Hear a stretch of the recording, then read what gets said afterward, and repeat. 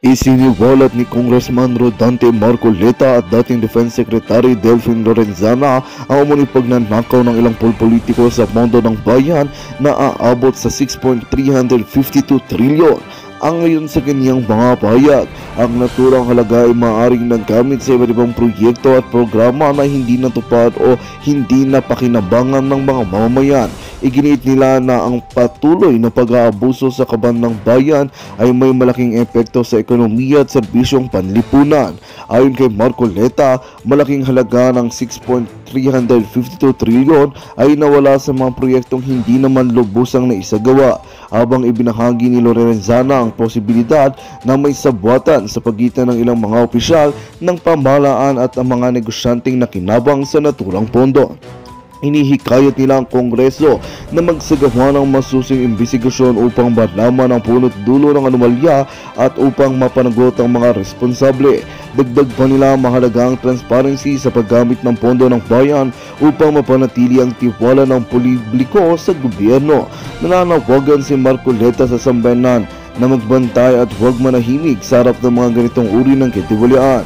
Samantala, umaasa naman si Lorenzana na ang paglalabas ng ganitong impormasyon ay magiging simula ng mas matinding aksyon laban sa korupsyon sa gobyerno. At yan nga ang balitang ating pagkakatutukan. Ngunit bago ang lahat, siguraduhin mag-subscribe at ihit ang notification bell para sa patuloy na pagtutok sa mga silip ng bagong balita sa tunay na boses ng masa.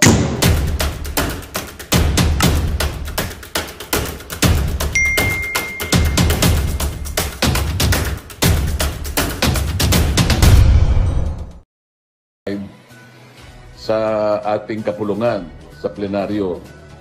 Ako po ay nakatalaga sana ang pagkapagtanong ng mga ilang bagay sapagkat gusto kong linawin sa panig ng mga constituents na nire-represent natin sa Kongreso ay kinakailangan po na malaman ko kung ano po yung bahagi ng 6.325 trillion pesos ang siyang magiging benepisyo.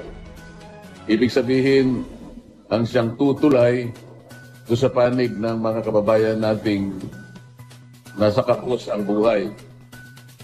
Alam ko po kasi na dalawa yung target ng ating national budget para sa isang taon, 2025. Kailangan po kasing makapagtanong ako sapagkat gusto kong malaman anong bahagi ng 6.325 trillion na budget natin para sa isang taon ang maaaring maging kabahagi ng mga kababayan nating kapos na kapos sa buhay sapagkat sila po ang pinaka-nire-representa ng aming party list. Ito yung Sagip party list. 1-digit inflation o 9-digit poverty incidence. Nangangahulugan po talagang mababawasan ang mahirap. Ngunit, dahil nga po sa wala namang gumagawa, walang nagsisimula para gawin, mananatili pong mahirap yung mahirap. Isa na naman pong tradisyon ang mukhang ayaw po nilang pahalagahan. Sapagkat ngayon lang po ako makakakita uli ng isang pagkakataon may pong miyembro ng majority katulad ko, hindi na pwedeng magtanong. Puro lang po yung miyembro ng minority. Hindi po ganun ang tradisyon namin eh. Ang tradisyon namin, mauuna lamang pong magtanong yung minority. Pagkatapos, kasunod na naman ang majority, maging alternate na po yun. Hanggang maubos na yung minority dahil po konti lang sila. Kami ng mga majority na yun, ang pwede nang magtanong sa lahat ng ahensya.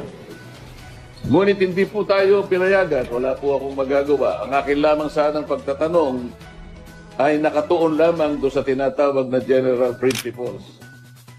Para lang po yung tono ng pagde-deliberate ng budget ay mailagay natin sa wastong perspektiba. Ngunit kagaya nga po ng aking ipinaliliwanag, ayaw na po nila kaming magtanong sapagkat ang tangi nilang layunin ay tapusin kagad ang deliberation ng budget sa plenaryo sa lalong madaling panahon. Ako po'y nalulungkot sapagkat hindi po mabilisan ang pinag-uusapan natin. Ang pinag-uusapan natin, makilala natin, makilatis natin, maintindihan natin may paliwanag natin sa mga tao na sila yung benepisyaryo nitong isang napakalaking cheque na ito na ang kanyang katapat na halaga ay 6.325 trillion. Saan gagamitin ang checking ito? Kailangan kasing masagot ng diretsahan at ng walang pag-aalinlangan. Diyan sa budget, isang checking napakalaki ang halaga. Ilang kababayan nating mahihirap ang mababawas natin sa kanilang bilang. Yun sana ang kailangang masagot dito. Sa bawat budget na inilalatag natin taon-taon, nasisiguro sana natin na meron tayong napapag-graduate sa kahirapan ng mga kababayan natin hanggang sila ay maubos. So kung gagayahin natin ang China, isang taon lang dapat nag-graduate na lahat sa kahirapan ng ating mamamayan.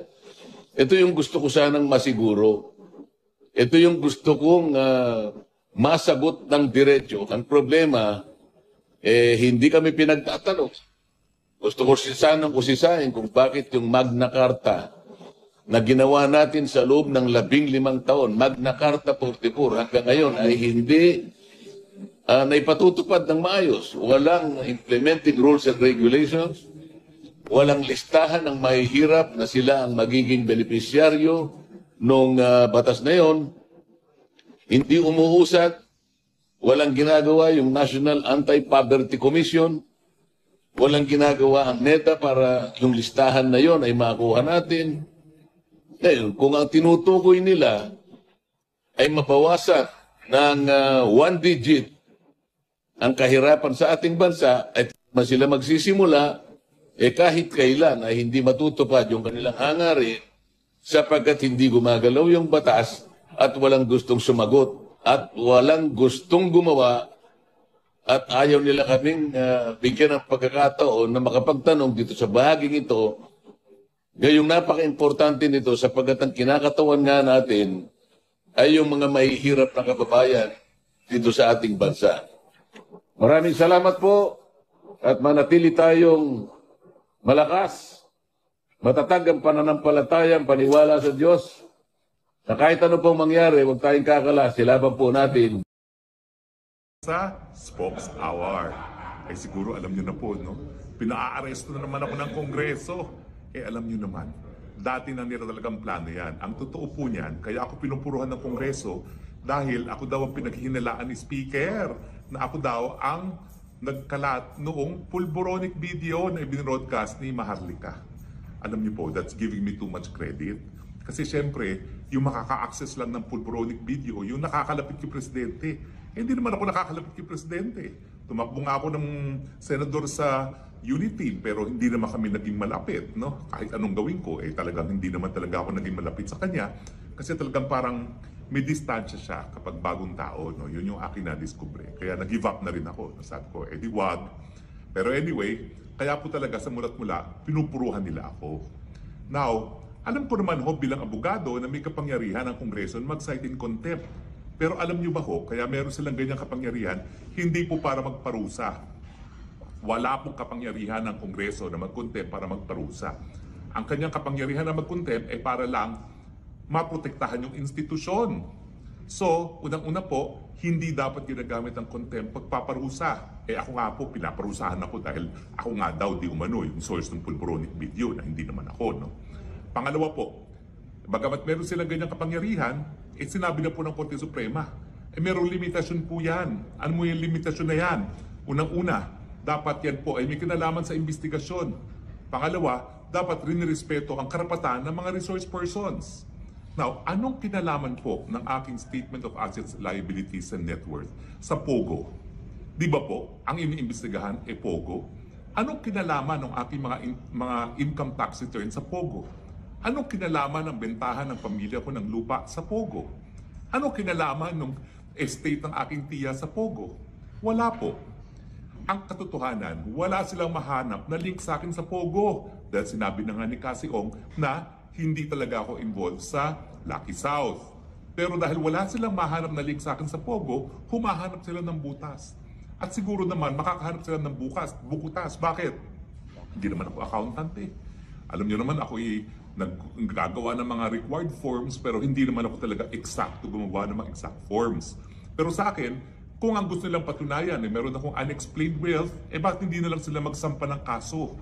At alam niyo po, naging desisyon na yan ng Korte Suprema dun sa kaso nga ng Bengzon versus Blue Ribbon Committee, Senate Blue Ribbon Committee, na ang sabi ng Korte, hindi po hudikatura ang Kongreso. So hindi po pwede ang pagdinig nila, gagamitin nila para parusahan ng mga tao sa paglabag sa batas. Kung talagang sa tingin nila na meron akong unexplained wealth, di magsampa sila ng kaso at ipapakita ko naman sa ombudsman o kung saan man, kung saan ko kinuha yung pera na pambili ng mga lupa. Kasi nga po, ang bilin sa akin ng lolo ko, pag ikaw nagbenta ng lupa, bumili ka ng lupa. So sa akin, wala pong problema yon. Pero wala pong jurisdiction ang Kongreso na paghimasukan itong mga bagay-bagay na pribado dahil ang investigasyon nila ay pogo. Ano ba sinasabi nila? Sinasabi nila ang pogo daw bumibili ng mga lupa. Meron ba silang nakita na kahit isang lupa na nasa pangalan ng pogo? Ang mga lupa po namin nasa pangalan ng mga family corporations ko. Alam niyo po, tinatanggap naman talaga yan dahil pag ikaw'y namatay at nasa family corporation, hindi ka kinakailangan magbayad ng estate tax. At kapag ikaw nagbentahan at nasa pangalan niya ng korporasyon, mas mababang buwis ang babayaran mo kasi ang bentahan yung shares of stocks, hindi yung halaga ng lupa mismo. So sa akin po talaga, ang talagang dapat sundin na desisyon ng Korte Suprema itong Bengzon.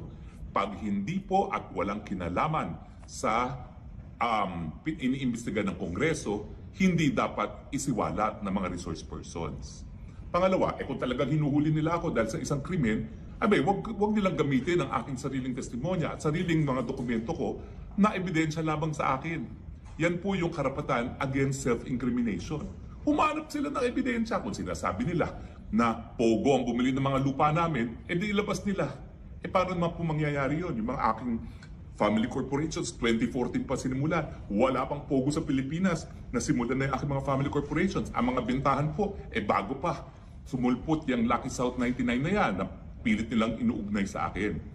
Ang katunayan po, ang na-establish lamang, unang-una, sinamahan ko si Cassie Ong para nga po humingi ng gives. Gives sa pagbayad dun sa kailangang bayaran sa PAGCOR dahil nga po, di umano sila'y nagdispalkohan. At pangalawa, yung kaso na hinuwakan ko sa Whirlwind. Dahil kumpleto naman po yan sa dokumento. O nga pala, natalo na kami sa kasong yon. Pero natalo kami matapos nila 1 taon. Mantakin mo, nung lumapit naman sa akin ng Whirlwind, meron na silang writ of execution, pinapaalis na sila. Pero, napahaba ko naman po yung panahon. Naging 1 taon bago sila napalayas. No? At ngayong napalayas na sila, tinik over naman ng gobyerno. So, bale wala ang panalo nila. Kasi gobyerno ngayon ang nakaposisyon doon sa pogo sa PORAC. At hindi naman makukuha yan ng mga pribadong nagmamay-ari. So parang Pyrrhic victory, no? Wala rin nakuha yung may-ari ng lupa. Pero siyempre, ang laki din nang nawala doon sa Whirlwind kasi ginawa nga nila yung 49 buildings at meron din silang nabayaran na partial para doon sa kabahagi ng kabuuan ng 10 hectares. Parang hindi ko nagkakamali, parang 4 hectares ata. Pero yan po yung dapat nilang imbestigahan. Nasaan ang pera ng Lucky South na di umano ginamit ko pagbili ng mga lupain? Wala pong ganyan kahit anong testimonya. Kasi ang sabi nga ni Cassie Ong, wala akong kinalaman sa Lucky South. Ang hinawakan ko lang kaso ng ejectment. So siguro naman naintindihan ninyo kung bakit pati yung mga medical records ko anong pakialam ng mga medical records ko at ng misis ko sa investigasyon sa Pogo? At nakita nyo naman talaga yung tiya ko na namatay na, yung kanyang estate, anong kinalaman dyan? So sa akin po, hindi po ako, unang-una hindi ako pugante sa batas. Mali po yung sinasabi ni East Barbers na ako daray pugante. Hindi po. Ang contempt of Congress, ikaw ay pinarusahan, pinapakulong ng Kongreso. Pero wala po akong batas na linabag. Nagsampa na po sila ng kaso laban kay Cassie at dun sa iba pang mga involved sa Lucky South 99. Hindi po ako kasama sa kahit anong kaso. Nagsampa nila ng kaso dun sa kay Alice Guo sa Banban, hindi rin po ako kasama doon. So wala po akong kasong hinaharap sa piskalya o sa hukuman. Ang kaso ko lang po dahil ayaw ko nga ibigay yung mga dokumento na wala naman pong kinalaman sa investigasyon ng Pogo. At nandyan nga po yung desisyon ng Bengzon bilang authority na hindi mapipilit na ibigay ang mga dokumentong wala kinalaman sa investigasyon. Hindi nga po siya po pwedeng tanungin ng mga bagay-bagay na walang kinalaman sa investigasyon. Kasi ang nangyari dun sa Bengzon, nagkaroon na po ng kaso ang iniimbestigahan nila ay parang nagkaroon daw ng korupsyon dahil yung mga korporasyon ni Cocoy Romualdez di umano ay binili ng Lopa family na kamag-anak ni Cory Aquino. O ang sabi ng korte, hindi naman yan legislative in aid, hindi naman yan in aid of any legislation. Wala talagang batas na bubuuin. Ang gusto lang ma-establish, corrupt din yung mga kamag-anak ni Cory. O, sabi ng korte, dahil hindi siya in aid of legislation, hindi dapat ituloy ang investigasyon. At lalong-lalo na dun sa kaso ng Bengzon na meron ng kasong nakasampa sa ombudsman. So kung gusto po nila akong kasuhan ng unexplained wealth, excuse me, napag-aral naman po ako ng aking mga pamilya sa Amerika, sa London, at sa UP, siguro naman hindi naman unexplained wealth po yan. No? At anongin yung mga kaklase ko, buhay naman ako sa isang gated community, hindi ko po pinag-aayabang yan. Kasi bilang Kristiyano po, talagang ang turo sa akin ng lola ko, baliwala po talaga itong mga material na mga possessions. Ang importante talaga, seek ye first the kingdom of God. Yan po talagang pinaniniwalaan namin. Pero, God has been good to the family. Dahil binigyan niya po kami ng lupain dyan sa Parañaque, dati po ay taniman ng palay, biglang naging subdivision at naging commercial pa. Yan lang po yung swerte ng pamilya ko. No? Pero, yun nga po, bilang isang abogado, hindi naman ako po pwede na baliwalain ko ang karapatan ko, lalong-lalo na itinuro ko naman sa aking mga estudyante sa UP Law kung anong dapat na sakop lamang ng legislative investigation.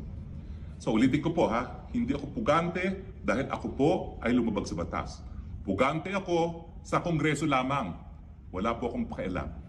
Dahil ang tingin ko naman, kung ako'y na-cite in contempt of Congress, ang Kongreso naman po cited in contempt of the people of the Philippines. Hindi po tama yung ginagawa nila. Pasigaw-sigaw, kapag ayaw na sagot, contempt kaagad, nagpa-power tripping na po sila.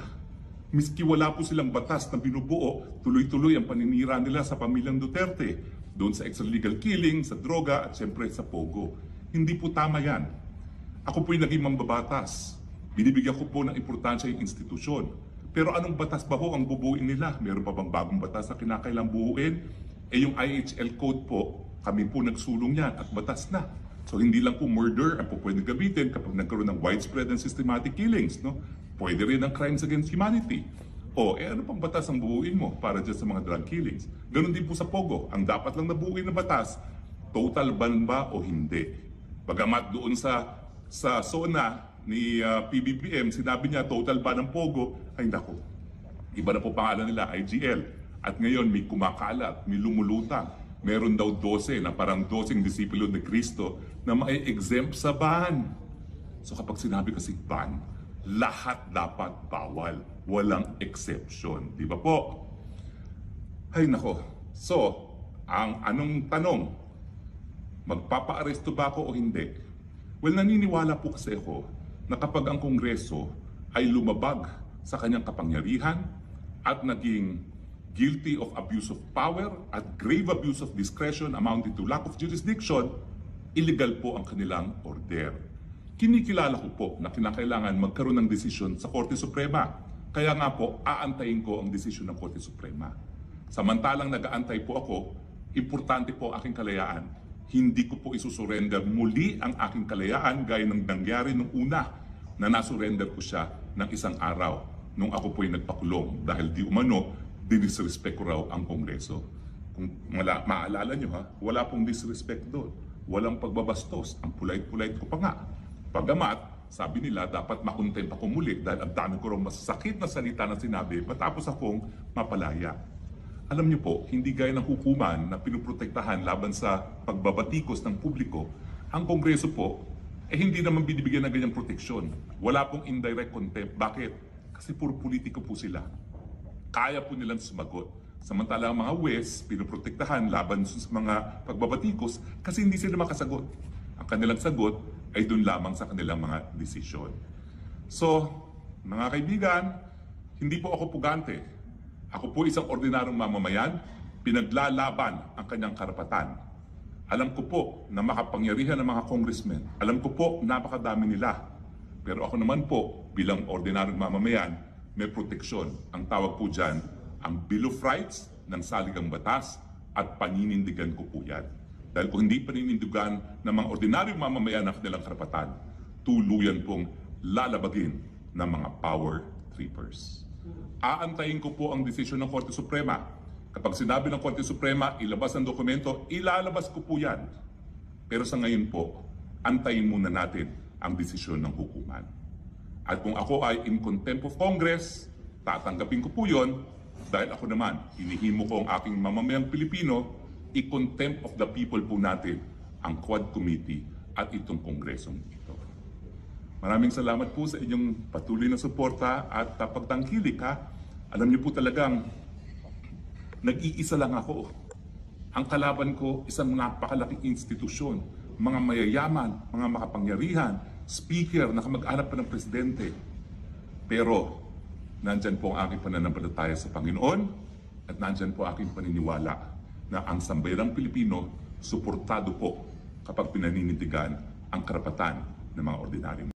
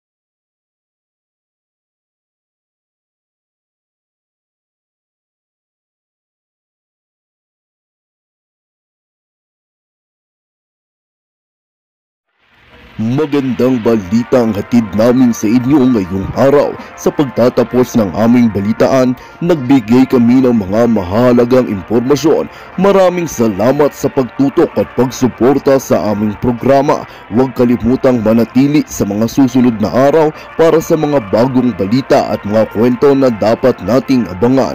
Mula sa Boses ng Masa, magandang araw Pilipinas!